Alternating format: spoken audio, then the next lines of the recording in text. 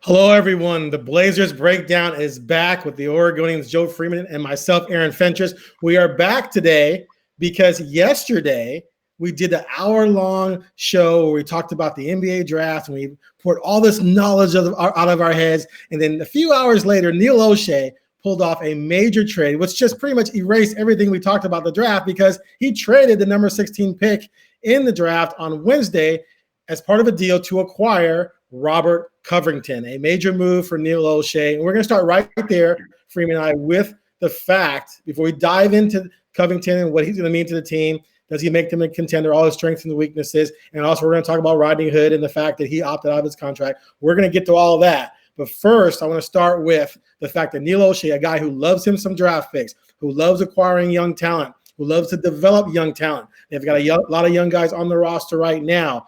He went out and dealt not one, but 2 first-round picks and Trevor Ariza to get Robert Covington, a 3-and-D small forward / power forward / center from the Houston Rockets. Joe Freeman, you have covered Neil O'Shea for a long time. You and I said that we think they need to trade that pick and get a vet. Are you surprised that he pulled it off? Let alone pulled it off, but gave away 2 picks. No, I'm not surprised. I think it's something he's been trying to do for the last 2-3 years. The draft that ended up being a successful draft when they selected Anthony Simons and Gary Trent Jr. He tried really hard to trade picks for veteran talent during that draft, and the market just wasn't there. And I think it speaks to a couple different things.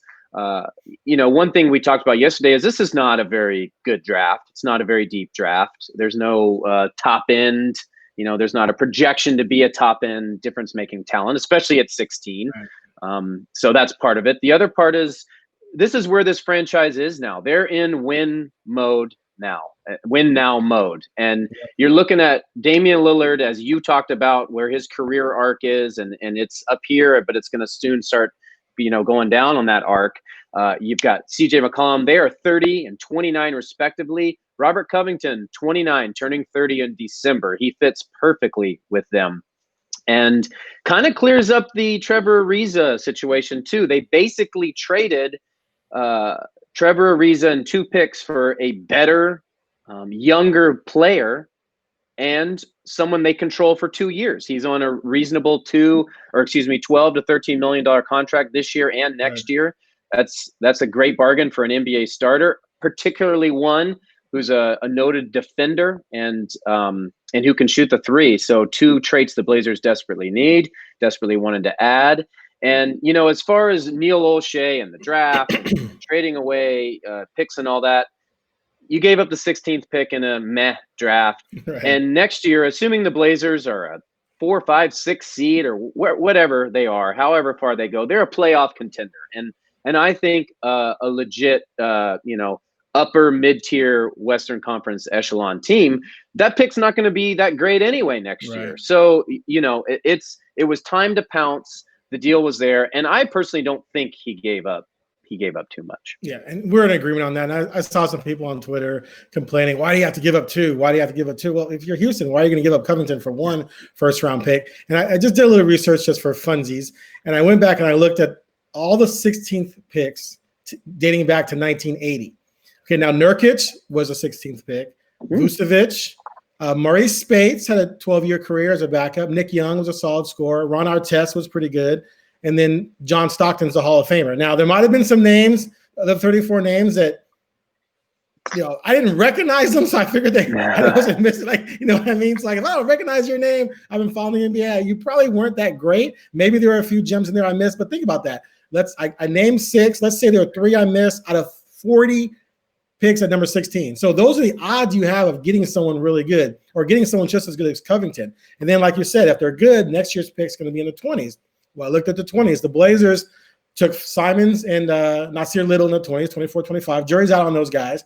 But you have to go back to Terry Porter in 95 at 24, Arvydas Sabonis at 25 in 1986 to find impact players they've taken in the 20s. Now, Nicholas Batum was a trade. So that kind of counts, right? So I'll count Batum in that. And then Zach Randolph was the 19th pick in 2001. Obviously had a great career. So, but again, few and far between. So the fact that you're giving up 2 wild card roll the dice picks for a proven guy who's almost the same age as your 2 stars and gives you exactly what you need, to me, it's just no brainer. And then people say, oh, what about Ariza? Ariza, the guy you got from Sacramento for Caleb's, he was in this. Wait, did they get back Swanigan in that deal? They got Swanigan also. Yeah. I mean, it's like, who'd they give up? What was the key player? I can't remember who they gave. Oh, it doesn't matter. Yeah, that's my point. So and he's 35. He's got 1 year left versus Covington having 2 years left.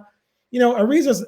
I kind of feel like people were overvaluing Ariza because he gave you something you needed, but he gave it to you at age 35, not age 28, which is what you need. You need someone younger. He wasn't going to be retained or brought back next year. So I think it's a no-brainer deal to make this move. Now, before we get into him, though, let's talk about Rodney Hood. Because it's kind of an interesting dynamic here. He has opted out of his $6 million option. He's coming off of the Achilles heel injury. He's expected to be back, but we know those injuries can be kind of funky, right?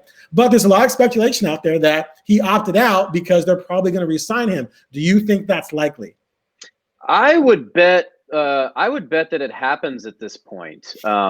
He's a guy who took less money and fewer years to return to the Blazers because he liked it here so much and he was valued so much. And he was playing, his best basketball of his career. And he's a guy who had his moments in Utah, bounced around, went to Cleveland, was supposed to be an important piece on a finals team, flopped, significantly there, memorably there, and finally kind of landed in a situation that both he and the team were comfortable with. And he's a guy very laid back, a family man, not about, being in New York or LA or anything like that. Fits perfectly with the Blazers culture. And all that kind of, I think, helped him have his, play his best basketball of his career. And so, I wouldn't be surprised if there was a little wink, wink, nod, nod, sign this deal. We'll reward you, when we can with a longer term deal for more money. And so, I do remember when the Blazers kind of had an interview or granted an availability with Rodney Hood before the NBA bubble. He was kind of asked about his contract and where he was with his player option. And he didn't guarantee they would pick it up, but he all but guaranteed he was going to be back in Portland. And so things change. A lot has changed over the last 2-3 months. And certainly since last year and since he got hurt. But I think in a perfect world for both sides, Rodney Hood comes back to Portland. And I kind of expect that to happen. Now, if someone throws a crazy deal at him in the market and outprices or outbids Portland, well, what are you going to do? But I don't know that I expect that to happen for a player who's coming off a terrible injury, who has been up and down in his career and might not be as valued other places as he is in Portland. Right. And, there's no telling when he was going to come down to earth last year, but dude was shooting like 49% from 3 or something stupid like that, which obviously is not sustainable, but he was playing really, really well with Lillard and McCollum and thriving. And he seemed like to be coming into his own as a player. Like you said, he felt comfortable. Whereas in Cleveland, he might have felt just too much pressure, like playing with LeBron and being involved in this trade to sort of help LeBron win a title in a world where if you win a title, LeBron's the greatest ever. If you don't, everyone else is a piece of crap, right? Yeah. So the bottom line is he looked really good playing in the system with these guys. I would think they would want to keep him and lock him up for a few more years. So let's see if that happens. Now let's move on to Covington himself and what he brings. Let's start with the obvious, which is him as a defender. He's very aggressive, pretty good, strong on-ball defender, great weak side defender. I was watching some clips of him, and I'm sure you've seen it. He blocked Rudy Gobert 3 times in one game. One of them, he went up and pinned his shot. Rudy Gobert 7-1, pinned his shot in his hands to create a jump ball. He also did the same thing to Porzingis. So this is a 6'7" guy that will go and take on 7-footers at the rim and win. So he's a pretty good help defender. What do you see? How do you see him fitting in that regard on this roster, which sorely needed some perimeter and interior defensive help? Well, that was the first thing I was going to say is this is a team that was one of the worst defensive teams in the NBA last season. I believe they were 27th in defensive rating and the worst or second or third worst defensive team in the bubble when the teams got back together. despite their, their memorable run. So they were desperate for help there. Right. And it's something I talked about yesterday in the draft preview, is that this is a franchise that's been chasing the coveted 3-and-D guy since Wesley Matthews, snapped his Achilles in 2015. And so they finally get that guy. And what he brings, he's maybe not the best on-ball guy. He's not a stopper or something like that. He's Right. not a Leonard or Kawhi Leonard or something like that. But he's a really, really, really good team defender. And I think pairing him with the healthy return of Zach Collins and Yusuf Nurkic really elevates this defense dramatically. And for a team that's offense is so good, they really only need to be 10 to Just 12 to 14. A little bit. Just be middle of the pack. Right. Exactly. And that's something that Terry Stotts has harped on time and time again over the years. Damian Lillard's second season, they made such a dramatic leap defensively. They were just 10th or 11th, in the league. That's all it takes. And so they get to that point, you're looking at, a very, very good team. And as far as Covington goes, he's really good at getting, deflecting passes. He's a good shot blocker. He averaged 2.2 blocks with Houston last year. I think he averages 1.6 steals over his career. 1.6, yeah, something like that. Yeah, and just a really plays hard, plays smart, and that's going to fit nicely with a mostly intelligent Blazers roster. And you're talking about a guy who just 3 seasons ago was an all-NBA defensive first-team member. And I can't remember the last time the Blazers have had a defender of that caliber with that, reputation. Now, I thought they were getting that in Hassan Whiteside. That turned out to be fool's gold. He led the league in blocks, man. Stop. Exactly. I'll let you say that and I'll move on. So you're getting a lot with this guy, particularly paired with what they have coming back. And, you talked about what this means for the draft, and we talked about how it kind of salary-wise, it's basically similar to Ariza. But by giving up the 16th pick, the Blazers actually clear a little guaranteed salary. Right. So it will, kind of help them. And I know we're going to talk about their mechanisms to improve the roster. And I still think they either have another trade or a couple signings up their sleeve in free agency. They can still go get that on-ball stopper or another noted on-ball defender to pair with Covington that will kind of push their roster, forward even more. And let me ask you this. Wasn't Hood showing some signs in that area? I mean, not greatness, but he's athletic enough. Wasn't he doing decently? He really was kind of evolving into one of their better perimeter defenders. He played very well and had some very memorable plays in the series against the Denver Nuggets that, catapulted the Blazers to the Western Conference Finals 2 years ago, and had kind of evolved into that role with this team. And so he's long and lanky and he's not like an upper tier defender, but he's an above average defender. Right. And one thing that we haven't talked about with Covington, you talked about his ability to block center shots, and he deflects a lot of passes and all that.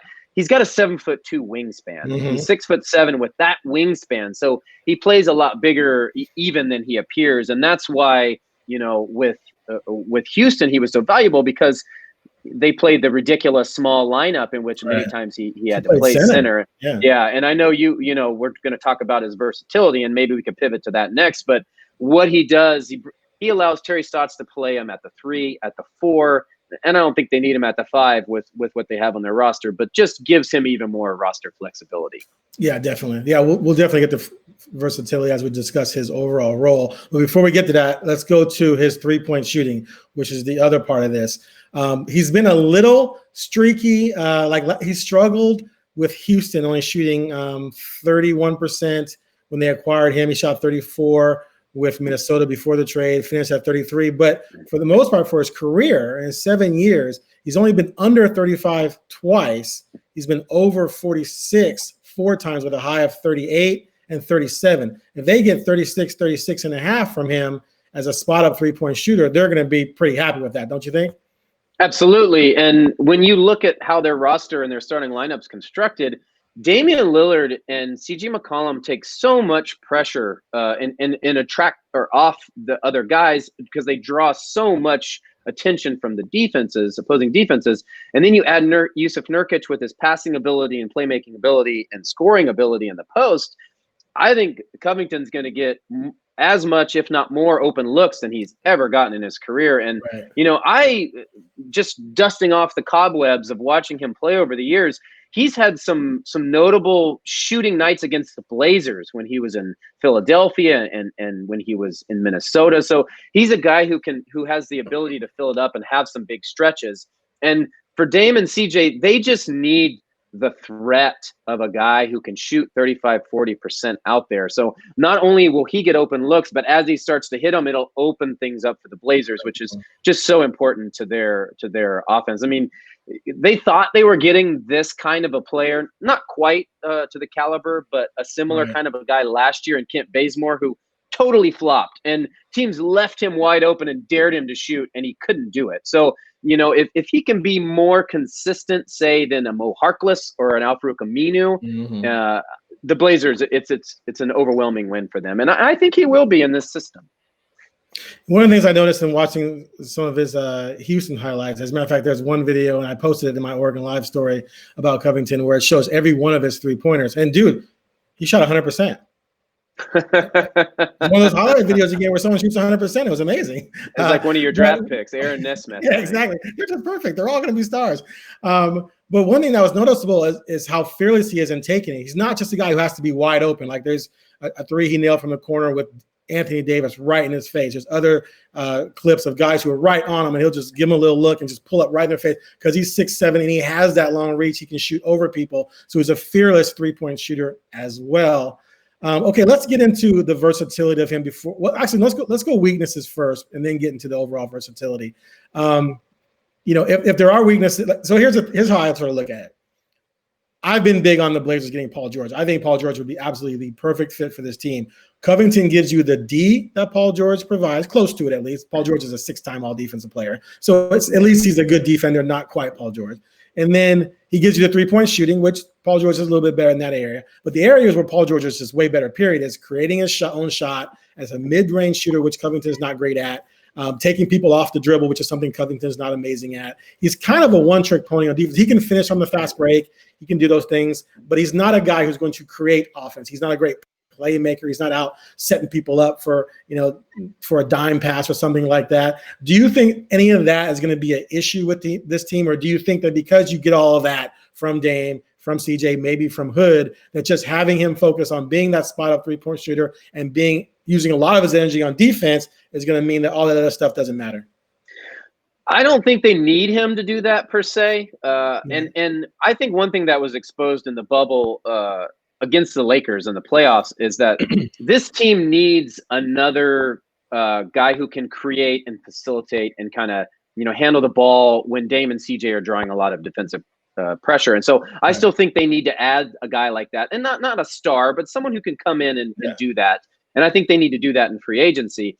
But what they're going to get from Covington defensively and three-point shooting, stretching the defense wise, more than makes up for that. And I will say that this is an organization that under Neil Olshey and Terry Stotts through the years has a noted track record of helping guys play their best and having career years. You go back to guys like Robin Lopez and guys like Maurice Harkless, Al-Farouq Aminu, Ed Davis, Seth Curry during his 1 year here. These are all guys who, they were either cast-offs or were guys who were kind of fledgling in their careers or just kind of, middle of the road players that the Blazers elevated and made them better. And I think what you're going to see playing alongside Damian Lillard and CJ McCollum and Yusuf Nurkic is that Covington will play better. And so the Blazers certainly need some of what you talked about, but they don't necessarily need it from him. Right. Okay. We're in agreement on that, definitely. I think it's one of those situations where they need several things. This guy plugs two of those holes, and he plugs it at three positions. Like, he can play center if needed. He won't be the primary backup center, but I could see Terry Stotts going, Dame, CJ, Trent, Hood if he comes back, and Covington playing together. Why not? So let's get to the versatility then. So let's assume, either Hood comes back or they sign another small forward, right? So there's going to be, because you have to at least have someone backing him up. I personally wouldn't want Trent getting too many minutes at the 3. I see him more as a 2. He can do it, obviously, but I'd like for them to have someone like Hood around. Do you think it's clear that they're going to start Covington at the 3 and Zach at the 4? Or do you think a lot of that depends on Zach? Like, what's Zach going to be? Is Zach going to be what they hope he's going to be and be healthy? Or is it a situation where maybe Hood comes back, Covington starts at the 4, or they acquire another 4 and keep Covington at the 3? There's so many different ways this thing can go. And it's really hard to say right now because the roster isn't complete. Right. And so as it is right now, you're either starting Hood and Covington or you're going Covington and Zach. And, I think Neil Olshey allowed Al-Farouq Aminu to leave. He cleared the deck to create an opportunity for Zach Collins. Correct. He got hurt in the second week of the season and it's, missed basically the whole season. Right. So this is a franchise that still believes in Zach and still thinks that he has a lot to offer. And they like his versatility to play the 4 and the 5, to stretch a defense with his shot. They love his defense. Now, there's still some debate about if he is a 4 or if he's exclusively a 5. And that's where it gets back to the argument of, do you go Hood and Covington? And if that's the case, then that's what you do. And Zach's your backup 4 and plays some spot, or excuse me, backup 5 and plays some spot 4. But until we know what the roster is going to be, at the end of the week, right, or the beginning of next week, it's really hard to say. But more than anything, the Blazers have options, and if they're going to bring back Hood and they have Trent, like you said, that can play the 2 and the 3, and who knows what's going to happen with Melo. I think this probably Hazonia's back.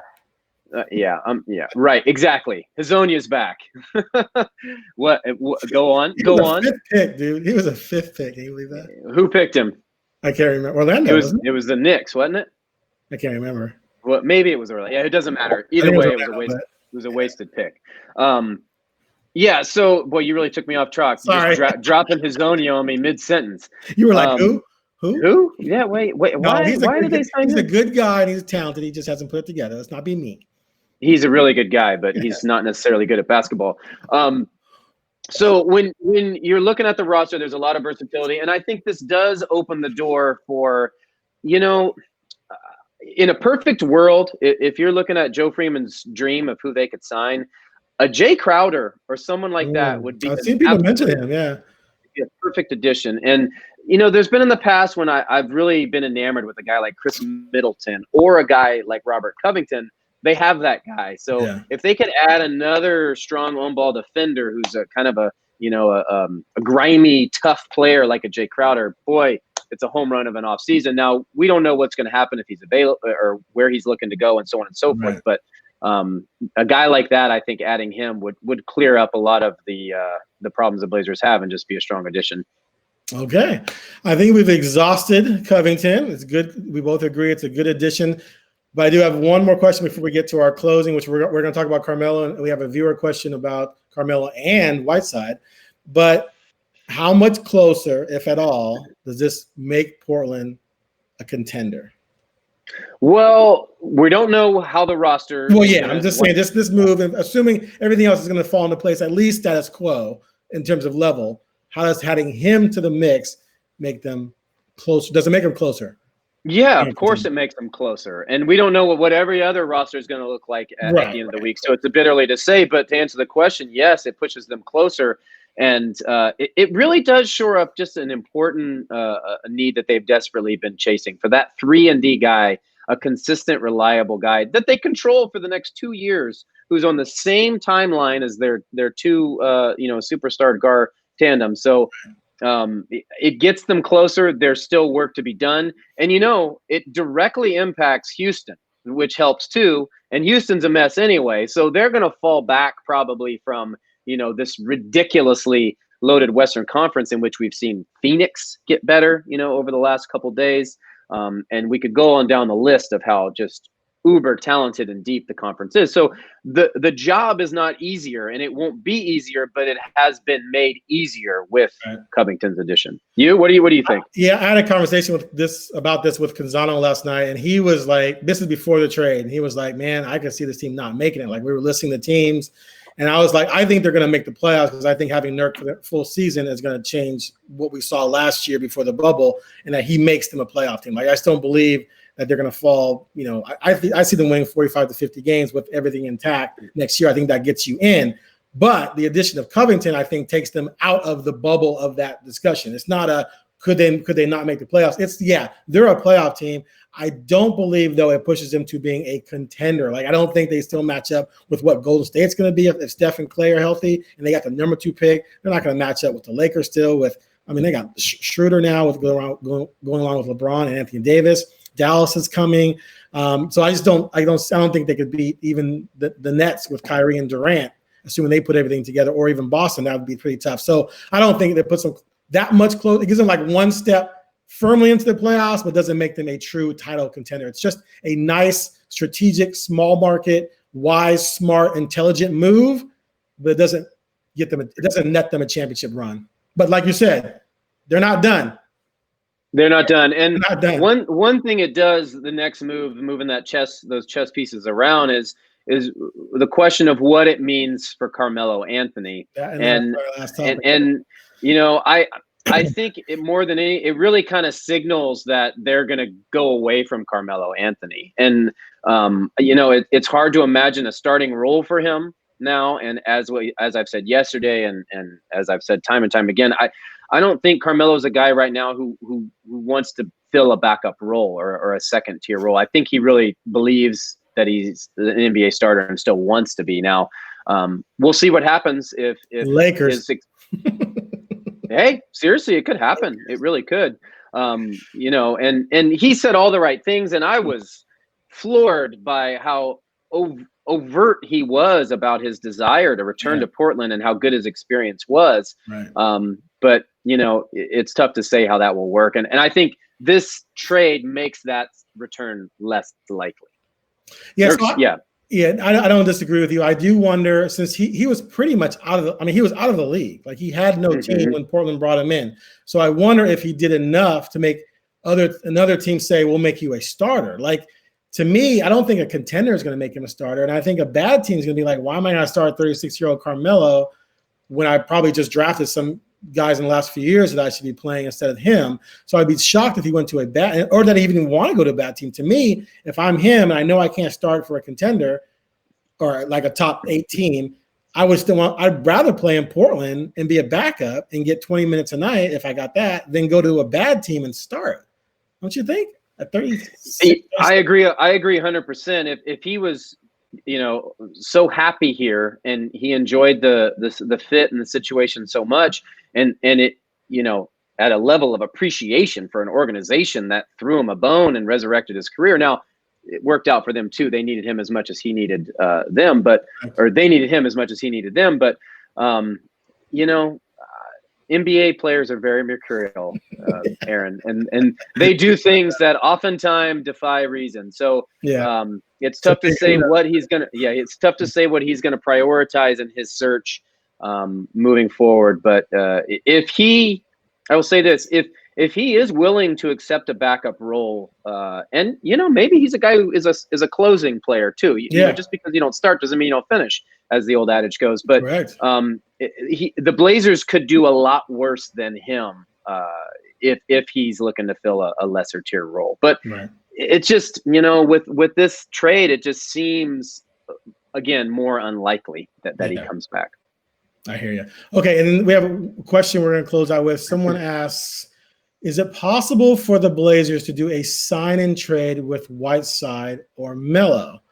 No on Melo, because it wouldn't. They don't have his bird rights, and it wouldn't be worth it. Like, no team's going to give you something for him. He's a free agent, and I don't think. I mean, they could with Whiteside, but I don't see why anyone would want to give up assets for Whiteside. Do you? They could, in theory, do a sign and trade with Melo, with Whiteside. Right. I don't see how that happens. The three vehicles that the Blazers now have to use in free agency is the mid-level exception, which is about $9 million. Starts $9 million a year, 4 years, $9 million to $39 million or something like that would be the deal. And then the biannual exception, which what is it, $6 million or? The biannuals, the biannual is more like 6 or 7, and then there's the one other one that's like 3. I can't remember what it's called already. and then so they have the mid-level and the biannual exception, and then they also have a roughly 7.2 million trade exception. Exception. Thank you. That they could use to bring back that much in salary from another team. So they do have still some more, ways to maneuver around and bring in more talent for this roster that still, as we see, is evolving. Yeah, the the biannual starts at 3.6. So it can be 2 years, 7.4. Mid-level can be the mid-level taxpayer. They're not a taxpayer, so they're not going to worry about that. And then there's the mid-level exception, which can be up to 4 years, 39.8. So, you look at those two vehicles, you use, the mid-level to go get a Jay Crowder or someone like that in a perfect world. And then you use the biannual to go get some kind of backup point guard or something like that. Simons. and that actually brings up a good point is do they still view him as, the next big thing? And is he ready now to do what they thought he was ready last year? Because if he is ready to do that and he can be that backup, kind of playmaking point guard, boy, that really does add another piece. Now, I think they need to get him on track before they totally rely on him for something like that. But that's something to consider as well. Okay, so we've exhausted all of that. So tomorrow's the draft. Bulls. I'm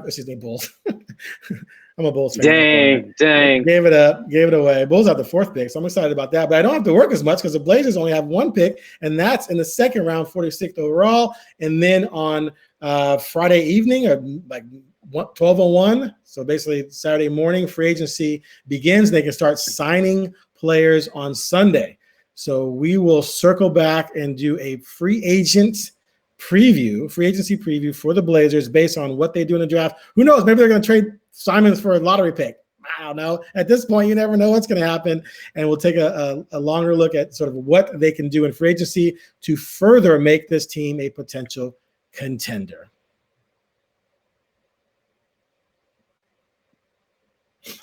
Oh, all right. Are we done?